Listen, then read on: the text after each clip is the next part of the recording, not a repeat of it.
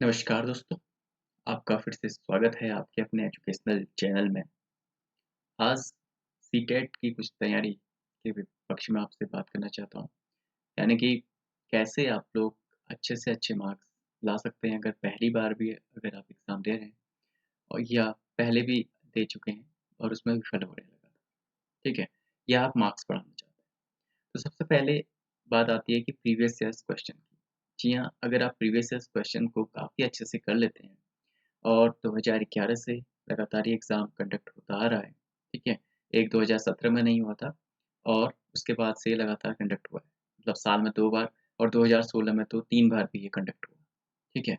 तो वो सारे पेपर मैं आप लोगों को अब आने वाले दिनों में कवर कराऊँगा, ठीक है? या तो लाइव क्लासेस के ज़रिए या वीडियो के माध्यम से ऑफ़लाइन। अभी जो है नेटवर्क प्रॉब्लम के कारण इसे मैं 2019 के पेपर से स्टार्ट करना चाह रहा हूँ।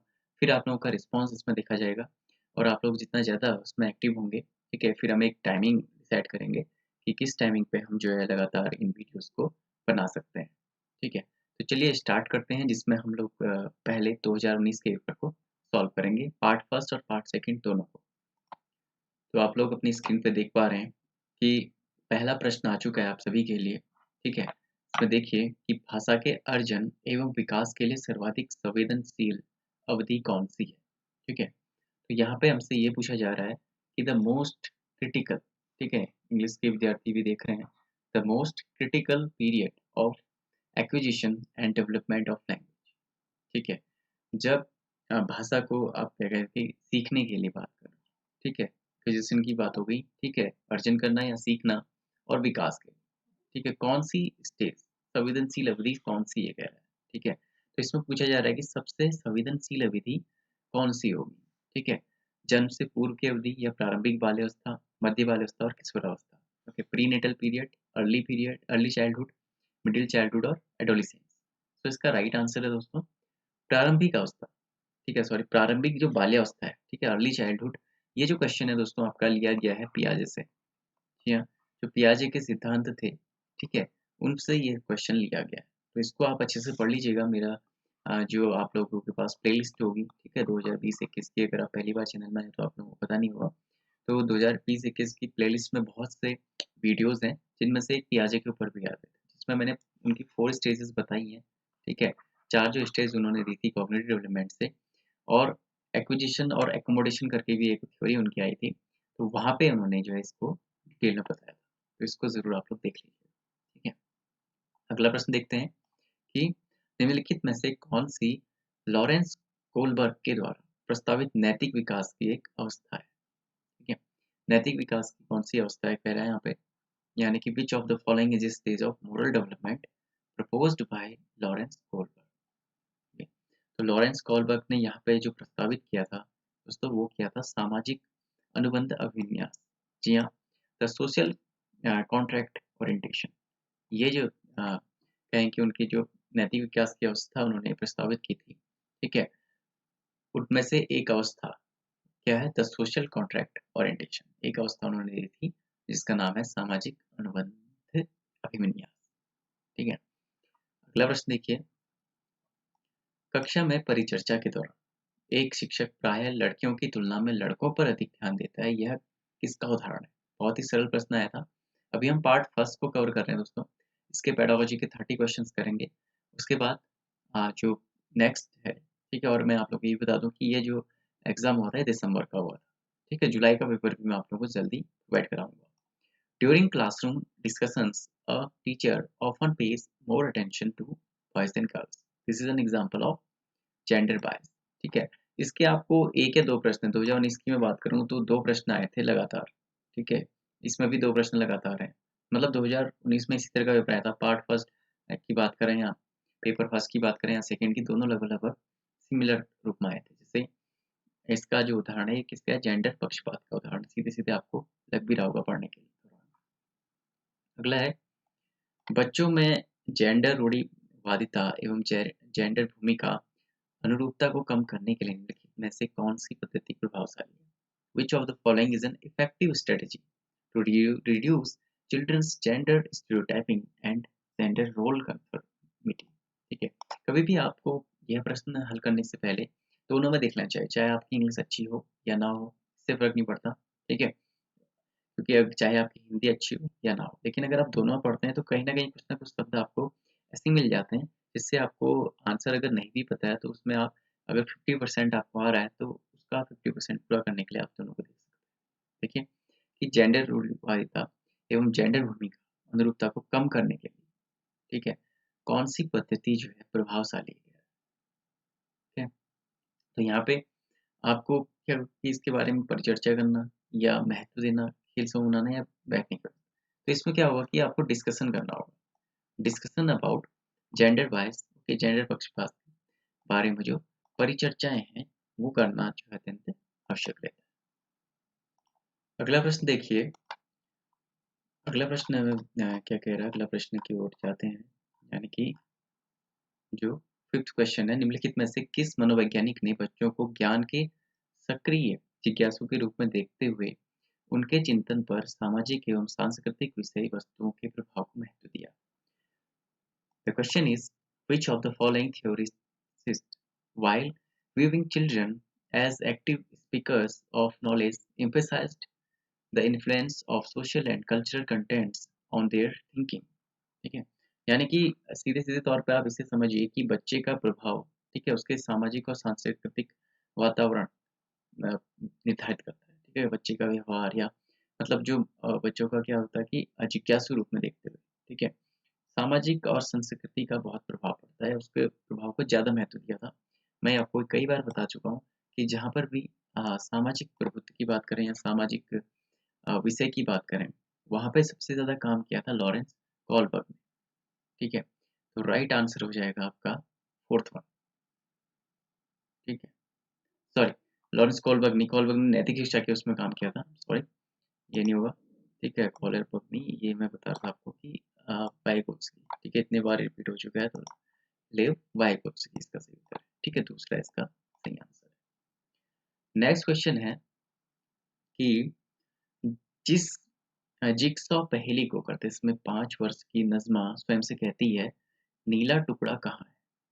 नहीं, यह वाला नहीं, गाढ़े रंग वाला जिससे यह जूता पूरा बन पाएगा, ठीक है? इस प्रकार की वार्ता को वाइगोत्स्की किस तरह संबोधित करते हैं? While working on a jigsaw puzzle, 5 years old Nazma says to herself, where is the blue piece? No, not this one. Darker one would go here and makes this one. Okay. This kind of talk is referred to by Vygotsky as. तो इस तरह की बात जो उन्होंने की थी उसे कहा था व्यक्तिगत वार्ता या प्राइवेट स्पीच, ठीक है? बच्चे अपने कार्य को दिशा देने के लिए जो है स्वयं से बातें करते हैं। यह प्रश्न भी आता है, यह बात किसने कही थी? यह बात भी जो है आपके लेव वाइगोत्स्की ने ही कही थी, ठीक है? ये क्वेश्चन भी अक्सर बनता है एग्जाम्स में, तो इसको भी आप नोट कर लीजिए। अगला है, बच्चों को संकेत देना तथा आवश्यकता पड़ने पर सहयोग प्रदान करना निम्नलिखित में से किसका उदाहरण है? ठीक है? Giving cues to children and offering support as and when needed is an example of. Okay, बच्चों को आप कब जो है सहायता प्रदान करते हैं, ठीक है? मतलब इसमें सिंपल सा क्वेश्चन है, ये बच्चे को आपने एक गणित का क्वेश्चन दिया, ठीक है? उससे वो नहीं आ रहा था, फिर आपने कोई उदाहरण देकर समझाया, लेकिन इस कोई अन्य उदाहरण देकर बताया, तो बच्चा कुछ समय बाद उस क्वेश्चन को भी हल करने लगा, ठीक है? तो ये उदाहरण आता है आपके पाण या ढांचा का, ठीक है? यानी कि अगर बात करेंगे इंग्लिश में, इसको अच्छा आपने सुना भी होगा, स्कैफोल्डिंग, ठीक है? अगर आप एग्जाम के दृष्टि से तैयारी आपने करी है अच्छी, तो इसको ज़रूर पढ़ा होगा। स्कैफोल्डिंग, काफ़ी क्वेश्चन इससे बनते हैं। 2019 में पार्ट फर्स्ट में ये क्वेश्चन बना है, सेकंड में भी आया, ठीक है? अगला देखिए, पार्ट फर्स्ट जो मैं कह रहा हूँ इसका मतलब पेपर फर्स्ट और पेपर सेकंड। निम्नलिखित व्यवहारों में से कौन सा जीन पियाजे के द्वारा प्रस्तावित मूर्त संक्रियात्मक अवस्था को विशेषित करता है? जीन पियाजे बहुत ज़्यादा इंपॉर्टेंट है, मैं आपको कई बार कह चुका हूँ, क्योंकि जीन पियाजे से संबंधित बहुत से प्रश्न आते हैं आपके पेडागोजी में। Which of the following behaviours characteristic the concrete operational stage as proposed by Jean पियाजे, ठीक है? तो कॉन्क्रीट ऑपरेशनल स्टेज की मैं बात करूँ मूर्त संख्यात्मक अवस्था की, तो उसमें संरक्षण, ठीक है? पहला संरक्षण और दूसरा कक्षा समावेशन, यानी कि कंजर्वेशन और क्लास इंक्लूजन जो है मूर्त संख्यात्मक, यानी उस समय बच्चा किस कौन सी अवस्था में होता है, जैसे तो मैंने डिटेल में आपको कई बार बताया। तो यहाँ पे ये इसका कहने का अर्थ ये है कि बच्चा जब मूर्त रूपों में चीज़ों को समझने लग जाता है, ठीक है? उस समय की अवस्था है कॉन्क्रीट ऑपरेशनल स्टेज, यानी कि केवल मूर्त रूप में वो चीज़ों को पहचानता है, ठीक है? वो ऐसी थिंकिंग नहीं कर सकता, जो चीज़ें उसके सामने दिख रही हैं, वो उसी चीज़ों के बारे में जो है बात कर सकता है, समझ सकता है, ठीक है? अमूर्त विषयों के बारे में उस समय उसकी कोई भी समझ नहीं होती। अगला है, बच्चों के संज्ञानात्मक विकास के संदर्भ में निम्नलिखित में से कौन-सी पियाजे की संरचना है? Which of the following is a Piagetian construct in the concept of cognitive development of children. ठीक है, उन्होंने बच्चों के अगर बात करूँ पियाजे की, तो उन्होंने संज्ञानात्मक विकास पर ही ज़्यादा जोर दिया था।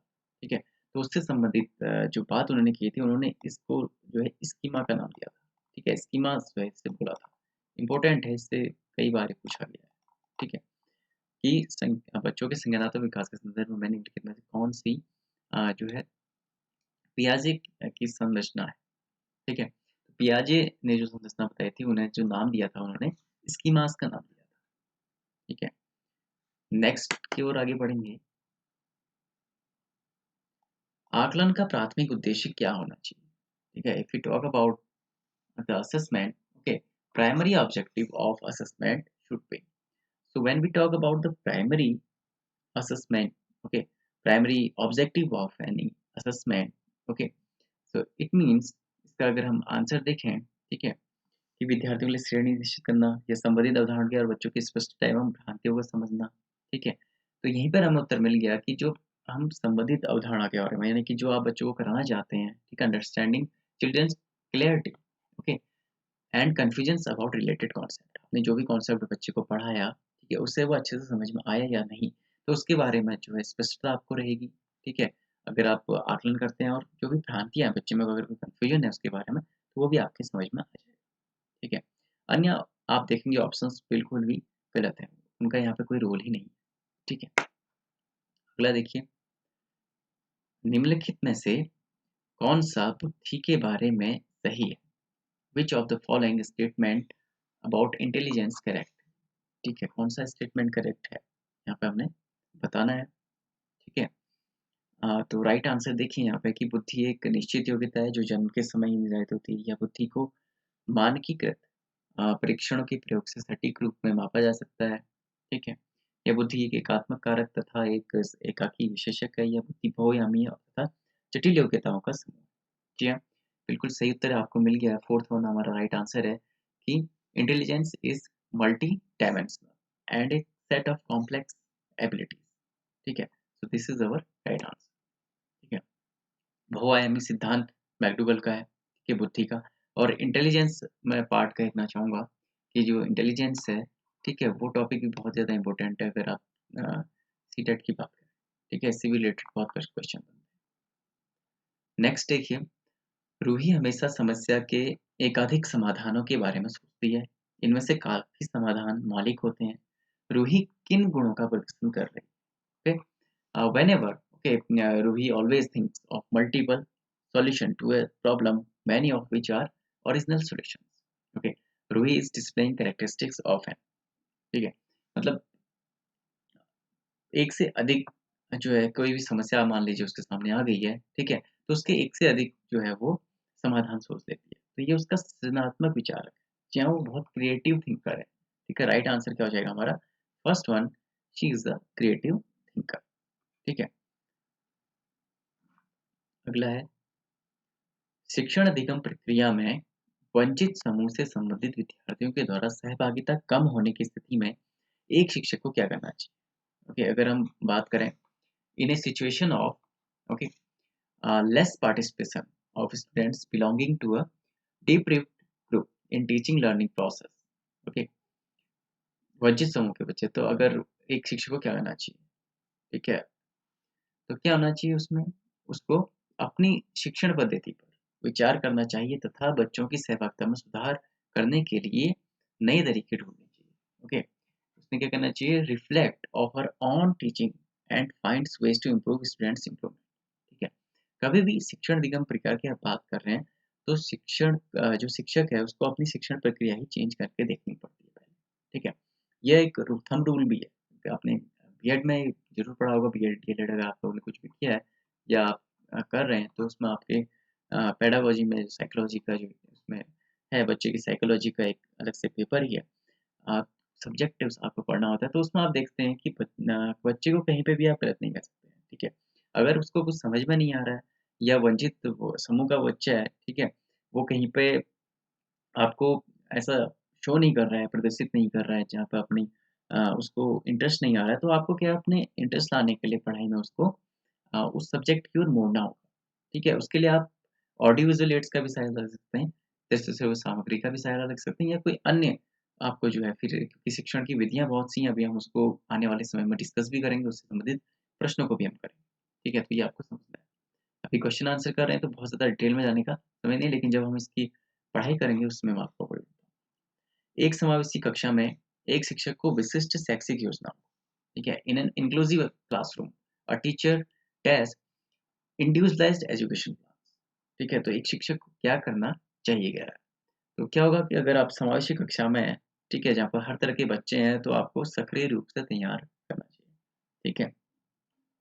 तो जो भी शैक्षिक योजनाएं हैं, शुड एक्टिवली प्रिपेयर, ओके। उसने जितने भी योजनाएं बनाई हैं उनको बहुत ही अच्छे तरीके से, या कहें कि एकदम एक्टिवली प्रिपेयर करना होगा, बहुत अच्छे तरीके से उन्हें बनाना होगा।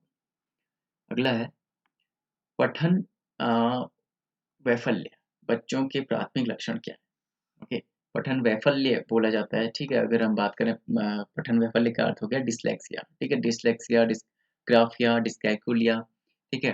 सारे जो भी इम्पोर्टेंट टर्म्स हैं related to disability of learning, ठीक है, वो मैंने आप लोगों को प्रोवाइड कर रखे हैं सीटेट के प्लेलिस्ट में, उसमें ज़रूर देखिएगा डिटेल में।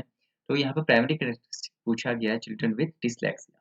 तो डिसलेक्सिया में क्या होता है, धारा प्रवाह पढ़ने की अक्षमता, यहाँ वो क्या दिखाते हैं, इनएबिलिटी टू रीड फ्लुएंटली, ठीक है, फ्लुएंटली वो नहीं बोल पाएंगे, यानी कि जैसे आप रैट को बैट पढ़ना, ठीक है, ऐसे एग्जाम्पल इसके बहुत सारे हैं, ठीक है। अ, तारे ज़मीन पर फ़िल्म का उदाहरण मैं आपको हमेशा देता हूँ। आप लोगों ने अगर देखी है तो अच्छी बात है।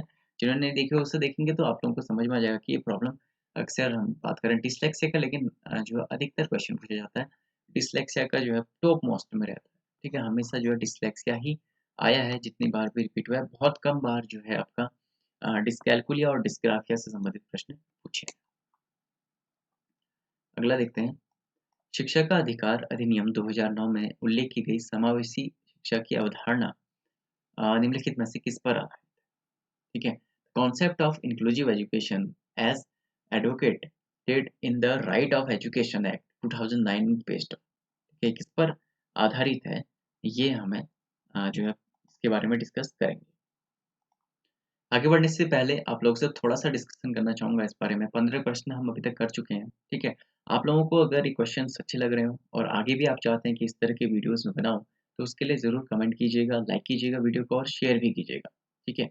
और अगर लाइव क्लास के माध्यम से हम लोग पढ़ना चाहें तो उसके लिए एक टाइम भी हम डिसाइड करेंगे, जिसमें हम पूरी तैयारी आगे को भी अभी आपके पास कुछ समय है, क्योंकि प्रीवियस क्वेश्चन में इसलिए बता रहा हूँ क्योंकि अभी कम समय रह गया है। प्लेलिस्ट में जाके आप उसमें जो पढ़ना चाहते हैं वो पढ़ सकते हैं, और प्रीवियस ईयर्स के क्वेश्चंस और भी आपको उसमें मिल जाएँगे। ठीक है? वन बाय वन मैं आपको कराता हूँ।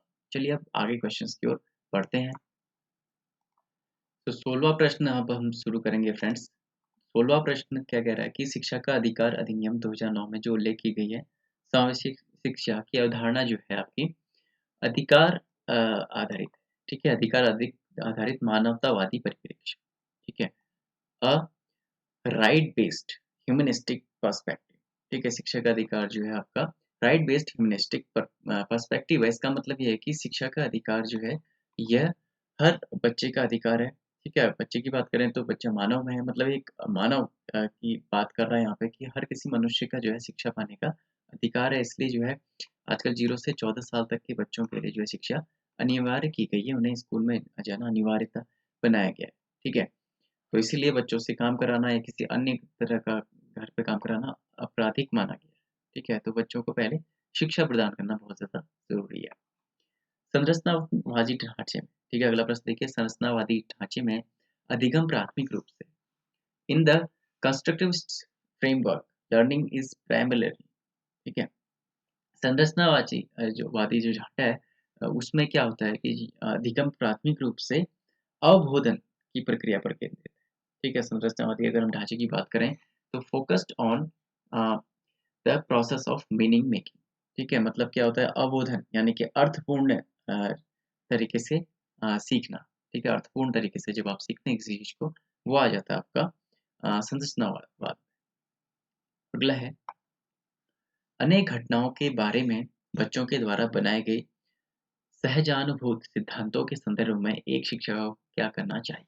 Okay, naive theories that children construct about various phenomena. ठीक है, मतलब बच्चा क्या करता है, या बच्चों में क्या होता है कि बहुत सी अवधारणाएं बना देते हैं अपने मन में, काल्पनिक जो होती हैं घटनाओं के बारे में। ठीक है, तो उनके संदर्भ में एक शिक्षक को क्या करना चाहिए। ठीक है, तो उसने क्या करना चाहिए कि प्रतिकूल प्रमाण एवं उदाहरणों को प्रस्तुत करके बच्चों के इन सिद्धांतों को चुनौती देनी चाहिए। Okay, she should be challenged bye presenting counter evidence and examples. Okay, suppose बच्चों में कई तरह की अवधारणाएं होती हैं। ठीक है, अ, जो कह सकते हैं कि गांव घर में या माना जाता है। ठीक है, अगर मैं छोटा सा एग्जांपल लूं, जिसमें कहा जाता है कि पुत्र प्राप्ति के लिए, ठीक है, महिला ही जो है जिम्मेदार है, ऐसा पहले तक माना जाता था। ठीक है, ये पहले माना जाता था, कई गाँव घरों में अभी भी माना जाता है। तो वही चीज़ बच्चे भी सीखते हैं। ठीक है, तो उनके मन में एक चीज़ बनी रहती है, लेकिन ये टोटली डिपेंड करता है फादर्स में। अगर आप साइंस पढ़ेंगे तो उससे क्लियर हो जाएगा। ठीक है, एक्स वाई और गुणसूत्रों द्वारा, क्रोमोसोम्स नंबर द्वारा ये चीज़ें साबित कर दी गई हैं। ठीक है, तो विज्ञान ने इसको साबित कर दिया गया है कि ये जो धारणा है पूरी तरह से गलत है। तो इस चीज़ को जो है आप इस तरह से प्रमाण के द्वारा जो है उस शिक्षिका को, कोई भी ऐसे अंधविश्वास होते हैं, जैसे बहुत से अंधविश्वास जो है माने जाते हैं, देवता, देवी-देवता या इस तरह के जैसे विश्वास और अंधविश्वास की बात होती है, तो उनको भी दूर करने का प्रयास एक शिक्षक को करना चाहिए। तो ये चीज़ें हैं। नेक्स्ट है, छात्र केंद्रित शिक्षा शास्त्र की क्या विशेषता है। ओके, चाइल्ड सेंटर्ड पेडागोजी की अगर बात करें तो क्या प्रमोट करती है। तो चाइल्ड सेंटर्ड पेडागोजी जो है योग्यता के आधार पर विद्यार्थी को नामांकित तथा वर्गीकृत करना। जी हाँ, जो labelling and categorisation of students based on ability. ठीक है, इसलिए एबिलिटी के आधार पर, जैसे आईक्यू जो टेस्ट है वो भी पेडागोजी की देन है। ठीक है, आईक्यू टेस्ट की अगर हम बात करें तो उसके आधार पर भी बच्चों को वर्गीकृत किया जा सकता है। तो क्या है कि ये छात्र केंद्रित जो है शिक्षा शास्त्र की ये विशेषता है। ठीक है, क्योंकि अगर बात करें कि केवल पाठ्य पुस्तकों पर निर्भर होना, ये नहीं है। बच्चों के अनुभवों को जो है प्राथमिकता देना। ठीक है, ये आंसर जो है ज़्यादा सही लग रहा है।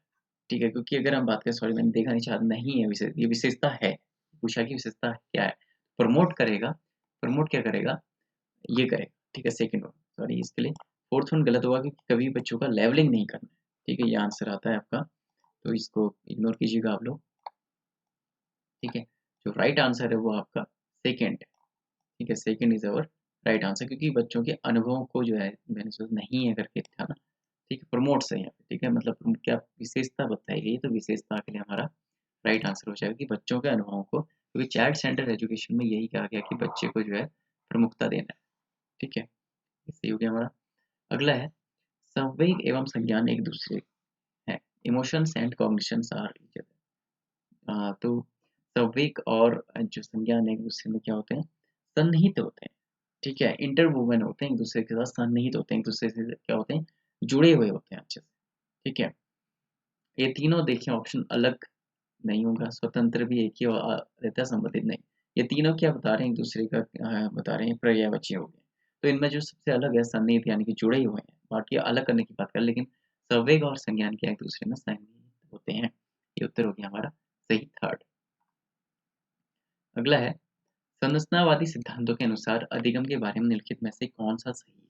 Okay, which of the following statement about learning is correct from a constructivist perspective. ठीक है, अगर हम संरचनावादी सिद्धांत के बारे में बात करें तो कौन सा कथन इसमें सही है पूछा है। तो सही कथन इसमें है फोर्थ वन की अधिगम सक्रिय विनियोजन के द्वारा ज्ञान की संरचना की प्रक्रिया है। Okay, learning is the process of construction of knowledge by active engagement. जी हाँ, जब आप एक्टिवली एंगेज होते हैं किसी चीज में, तो आपको उस चीज का अधिगम भी हो जाता है। आप लोग क्या होते हैं, उस चीज की लर्निंग आपको अच्छे से हो जाती है जब आप अच्छे रूप से उसको समझते हैं। ठीक है, आप उसमें इन्वॉल्व होते हैं। जैसे कहते हैं कि maths is the subject of practice. जब आप जितने ज़्यादा मैथ्स के क्वेश्चन करते जाएंगे तो आप उतनी ही ज़्यादा उसमें लर्निंग आपकी जो है डेवलप होती रहेगी। तो ये इसका सही उत्तर है। अगला है, विद्यार्थियों को स्पष्ट उदाहरण एवं गैर उदाहरण देने के क्या परिणाम। Okay, presenting students with clear examples and non examples. ठीक है, अगर बच्चों को जो है उदाहरण दे रहे हैं और गैर उदाहरण दे रहे हैं तो उसके क्या परिणाम होंगे। ठीक है, तो इसका जो राइट आंसर है वो है आपका, इसको ध्यान से पढ़ लेते हैं पहले, कि अवधारणात्मक परिवर्तनों को प्रोत्साहित करने के लिए यह एक प्रभावशाली तरीका है, या यह विद्यार्थियों की दिमाग भ्रांतियाँ, ये तो सीधे गलत हो गया। यह अवधारणाओं की समझ में अभाव पैदा करता है, नहीं। यह अवधारणा की समझ के बजाय कार्यावधि प्रक्रिया पर ध्यान केंद्रित करता है। ठीक है, अगर आप उन्हें क्या दे रहे हैं, एग्जाम्पल्स भी दे रहे हैं और नॉन एग्जाम्पल्स भी दे रहे हैं, तो यहाँ पर राइट आंसर क्या हो जाएगा इसका? जल्दी से बताइए। तो सीधा सीधा है कि जो बच्चों को अवधारणा परिवर्तन को प्रोत्साहित करने के लिए, okay, is an effective way to encourage conceptual change. बच्चों में क्या होता है कि हमेशा अवधारणा परिवर्तन को आप प्रोत्साहित करने के लिए ही यह उनको उदाहरण और गैर उदाहरण देते हैं। ठीक है, क्योंकि अवधारणात्मक समझ बहुत जरूरी है, कॉन्सेप्ट वाइज। नेक्स्ट है, बच्चों को अधिगम गतिविधियों में भागीदारी करने के लिए लगातार पुरस्कार देना व दंड का प्रयोग करने से क्या प्रभाव पड़ता है। Repeatedly asking children to engage in learning activities either to avoid punishment or to gain a reward. Okay? मतलब बच्चों में क्या है कि अधिगम गतिविधियों का प्रभाव देना, लगातार पुरस्कार और दंड देना भी से क्या प्रभाव पड़ेगा। ठीक है, तो क्या होता है, अधिगम में बच्चों की स्वाभाविक अभिरुचि तथा जिज्ञासा कम होती है। Decrease children's natural interest and curiosity involved in learning. ठीक है, फिर बच्चा क्या होगा, हमेशा कोई भी चीज इसलिए सीखेगा कि उसको क्या मिलेगा, या तो पुरस्कार मिलेगा। ठीक है, जैसे कहते हैं ना कि आप अगर रोज स्कूल आएंगे तो आपको टॉफी दी जाएगी या चॉकलेट दिया जाएगा, या आपको डंडे से पीटा जाएगा। ठीक है, वैसे आजकल इसे नहीं माना जाता है, या डांटा जाएगा या कुछ भी मार पड़ सकती है करके बच्चे को डराया भी जाता है। तो इसलिए बच्चे का ध्यान तो इस टॉफी खाने में या डंडे से बचने में रह जाएगा। वो चीज स्कूल आना जरूरी क्यों है, ये नहीं समझेगा। ठीक है, इस बात को समझाने के लिए टीचर का रोल होता है। ठीक है, तो ये बात है जो मैं आप लोगों को बताना चाहता। ये क्लासेस में हम ज़्यादा इसमें डिस्कस करेंगे। अभी क्वेश्चन आंसर है तो इस पर ज़्यादा फोकस करेंगे, यानी कि क्या है कि स्वाभाविक रुचि कम हो जाएगी, आप लोग यहाँ पे समझ ही चुके होंगे। अगला प्रश्न है, निम्नलिखित में से कौन सी प्रथाएं सार्थक अधिगम को बढ़ावा देती हैं। Okay, which of the following practices promote meaningful learning. Meaningful learning जो है क्या प्रमोट करेगी, कौन सी चीजें जो है प्रमोट करती हैं यहाँ पे, अगर हम बात करें। ठीक है, प्रथाएं सार्थक अधिगम को, ओके, विच प्रमोट मीनिंगफुल लर्निंग। शारीरिक दंड पहला तो सीधे गलत हो गया। ठीक है, तो अब आपने देख लिया, यहाँ पे आपको चारों में से छांटना है, तो आपका तो पहला तो सीधे सीधे गलत है। पहला किस में आया है, इसमें आया है, ये भी गलत हो गया। पहला इसमें है, ये भी गलत हो गया। अब बचे सेकंड और फोर्थ में आपको राइट आंसर चुनना है। ठीक है, सहयोगात्मक अधिगम पर्यावरण, जी हाँ, बिल्कुल सही। ठीक है, ये कोऑपरेटिव लर्निंग तो करेगा ही, कोऑपरेटिव लर्निंग एनवायरनमेंट। ठीक है, मतलब बच्चे जो है एक साथ एक दूसरे की हेल्प करके एक साथ दूसरे के पढ़ें, एक साथ पढ़ें, तो क्या होगा कि उनमें मीनिंगफुल लर्निंग डेवलप होगी ही होगी। ठीक है, सतत एवं समग्र मूल्यांकन भी हो जाएगा। ठीक है, कंटिन्यूअस एंड कम्प्रिहेंसिव इवैल्यूएशन के द्वारा भी बच्चों में क्या मीनिंगफुल लर्निंग प्रमोट हो जाएगी। ठीक है, और निरंतर तुलनात्मक मूल्यांकन नहीं। ठीक है, कांस्टेंट कंपैरेटिव, कंपैरेटिव नहीं, कभी भी नहीं करना है, कंपैरिजन नहीं करना है एक बच्चे का दूसरे बच्चे के साथ, कंपेयर कभी भी नहीं करना है। ठीक है, हर बच्चा अपना इंडिविजुअल होता है, उसके अपने क्या होते हैं, इंडिविजुअल कैरेक्टरिस्टिक्स होते हैं, तो इनको कंपेयर कभी भी करना गलत माना जाएगा। तो हमारा राइट आंसर हो गया दूसरा। ठीक है, राइट आंसर मिल गया अपना, second is cover right answer. ठीक है, यहाँ पे समझ गए होंगे आप लोग। अगला देखेंगे, वीडियो ज़्यादा लंबी ना हो इसलिए थोड़ा तेज चलूंगा, लेकिन अगर आप लोगों को वीडियो पसंद आया तो लाइक जरूर कीजिएगा और बताइएगा इसके बारे में। शिक्षक बच्चों की जटिल अवधारणाओं की समझ को किस प्रकार सहज करते हैं। ठीक है, how can teachers facilitate understanding of complex concepts in children. तो कॉम्प्लेक्स कॉन्सेप्ट्स बच्चों को अगर समझाना है तो अन्वेषण एवं चर्चा के लिए अवसर उपलब्ध कराते हैं। जी हाँ, by providing opportunities for exploration and discussion. Okay, if you want to develop or understand, okay, a children complex concepts, okay, बच्चों को अगर आप बहुत ही कठिन कोई कॉन्सेप्ट समझाना चाह रहे हैं, ठीक है, जटिल अवधारणाएँ जिन्हें कहा जाता है, उन्हें समझाना चाह रहे हैं, तो बच्चे को भी क्या है, अपॉर्च्युनिटी मिलनी चाहिए एक्सप्लोर करने की, डिस्कशन करने की, ठीक है? परिचर्चा करने के लिए उसे अवसर मिलना चाहिए और अन्वेषण करने के लिए, यानी कि इसे समझने के लिए, ठीक है? अगला है, एक प्राथमिक विद्यालय की अध्यापिका बच्चों को एक प्रभावशाली समस्या समाधानकर्ता बनने के लिए किस प्रकार प्रोत्साहित कर सकती है? Okay, a primary school teacher can encourage children to become effective problem solver. Effective problem solver, इसको ध्यान रखिएगा कि बच्चों को एक प्रभावशाली समस्या समाधान करता, ओके, इफेक्टिव प्रॉब्लम सॉल्वर करने के लिए क्या उसे करना चाहिए, ठीक है? तो यहाँ पे देखिए, ठीक है, छोटे कार्य के लिए भौतिक पुरस्कार देकर कभी भी ये नहीं होगा, गलत है ये, ठीक है? Offering materialistic reward for every small task बिल्कुल गलत है, ठीक है? इससे बच्चा भी सीखना नहीं चाहेगा। केवल प्रक्रियात्मक ज्ञान पर बल देना, ये भी गलत है। ओनली प्रोसीजरल नॉलेज, ठीक है? गलत उत्तर को ऐसे करके दंडित करके, तो ये तो बिल्कुल ही गलत हो गया। राइट आंसर आपका निकल के आ गया। फोर्थ वन, बच्चों को सहजानुभूत अनुमान लगाने के लिए प्रोत्साहित करके तथा उसी पर आधारित विचार मंथन करके, okay, encouraging children to make intuitive guesses and then brainstorming on the same, ठीक है? पहले वो अनुमान लगाएं इसके बारे में, फिर उस पर कार्य करें, फिर क्या करेंगे, विचार विमर्श करें। ब्रेनस्टॉर्मिंग का मतलब हो गया कि उस पर विचार विमर्श करना, ठीक है, या मंथन करना। अगला है, निम्नलिखित अवधि में किसमें शारीरिक वृद्धि एवं विकास तीव्र गति से घटित होता है?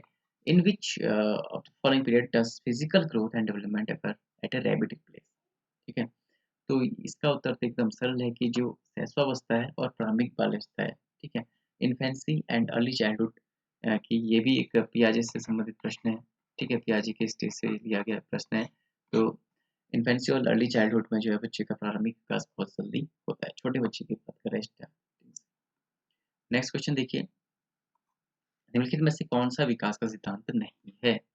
Which of the following is not a principle of development, okay? तो विकास आनुवंशिकता एवं पर्यावरण दोनों के द्वारा प्रभावित होता है, ठीक है? ये भी सही है कि विकास सार्वभौमिक तथा सांस्कृतिक संवेग से प्रभावित नहीं करते, ठीक है? एंड विकास परिवर्तित होता है, तो राइट आंसर हो गया आपका। यहाँ पर निकल के जो आ रहा है हमारा सही उत्तर है, ठीक है? कौन सा विकास का सिद्धांत नहीं पूछा है, तो विकास जो है पर्यावरण फोल्डेबल होता है, ठीक है? ये गलत है, ठीक है? डेवलपमेंट इज मॉडिफाइड, डेवलपमेंट को आप मॉडिफाई नहीं कर सकते, ठीक है? तो ये नहीं पूछा गया, तो हमारा राइट आंसर सेकेंड ही हो जाएगा, ठीक है? Second is our right answer. Next है, अगर सही पूछा होता तो सही में ये थर्ड वन आ जाता है, क्योंकि हमारा ये क्वेश्चन का अक्सर बनता है, ठीक है? विकास एवं विकास जो है अनुस्थेय पर्यावरण दोनों का गुणनफल है, ऐसे प्रश्न बनते हैं। व्यक्ति विभिन्नताओं का प्राथमिक कारण क्या है? The primary cause of individual variation, ठीक है? तो प्राइमरी कॉज की अगर मैं बात करूं, ठीक है, तो प्राइमरी कॉज जो है यहाँ पे आनुवंशिकता एवं पर्यावरण के बीच जटिल पारस्परिक क्रिया। देखिए अभी अभी हमने इसको डिस्कस किया था, the complex interplay between the heredity and environment, ठीक है? कभी कभी कभी भी जो जेनेटिक्स है और एनवायरनमेंट है उसके बीच क्या होता है, ये मल्टीप्लिकेशन होता है, ठीक है, इंटरप्ले होता है, कहीं कहीं पर जुड़ाव दिया जाता है तो वो नहीं के लिए होता है, ठीक है? इसको आपको ध्यान रखना है, हमेशा ही इंटू होता है या मल्टीप्लाई होगा। आखिरी क्वेश्चन देखते हैं, निम्नलिखित में से कौन सा द्वितीयक समाजीकरण एजेंसी का उदाहरण है? Which of the following are examples of secondary socialising energy agency, ठीक है? तो सेकेंडरी की बात करें तो विद्यालय एवं मीडिया इसमें आ जाएगा, स्कूल एंड मीडिया, ठीक है? क्योंकि बच्चा का प्राथमिक जो होता है परिवार एवं पास पड़ोस होता है प्राथमिक में, ठीक है? ये अगर पूछा जाए तो ये प्राथमिक में आ जाता है आपके, और ये है द्वितीय, ठीक है? क्योंकि बच्चा पहले अपने घर में जो है सीखता है, पास पड़ोस में जो भी चीज़ें सीखता है, ठीक है? उसके बाद ही वो स्कूल में जाता है, ठीक है? तब वो जो है फिर मीडिया वगैरह देखता है, तो एक तरह से द्वितीयक में ये चीज़ें आ जाती हैं। तो दोस्तों लगभग आधे घंटे की वैसे क्लास हो गई है, लेकिन उम्मीद करता हूँ आप लोगों को ये पसंद आए होंगे। 30 मिनट में 30 प्रश्न कोई बुरे नहीं है, ठीक है? वैसे अगर आप स्टार्टिंग कर रहे हो और अच्छे से समझना हो, क्योंकि दोनों मीडियम के छात्र मुझसे जुड़े हुए हैं, हिंदी और इंग्लिश, तो मुझे दोनों में बताना पड़ता है। और आगे भी अब मैं 2019 का वीडियो नेक्स्ट वीडियो बनाऊँगा इसमें, ठीक है? या हम लाइव क्लासेस में करेंगे, और एक साथ फिर एक दिन कुछ दिन पहले उससे मैराथन क्लास करेंगे जिसमें हम सारे क्वेश्चंस को डिस्कस करेंगे पेडागोजी के, और अन्य सब्जेक्ट के क्वेश्चंस भी आएँगे जल्दी। तो उसका वेट कीजिएगा। आपको ये क्लास कैसी लगी इसके बारे में ज़रूर अपनी प्रतिक्रियाएँ देंगे, और आपकी लाइक, शेयर, कमेंट्स ही मेरे आप लोगों की फ़ीस है जो आप लोग मुझे देते हैं, ठीक है? जिससे मुझे भी मोटिवेशन मिलता है कि मैं और अच्छी वीडियोज़ बनाने की कोशिश करूँ और अच्छी वीडियोज़ आप लोगों के लिए लेकर आऊँ। मिलते हैं एक और अच्छी वीडियो के साथ। Thank you.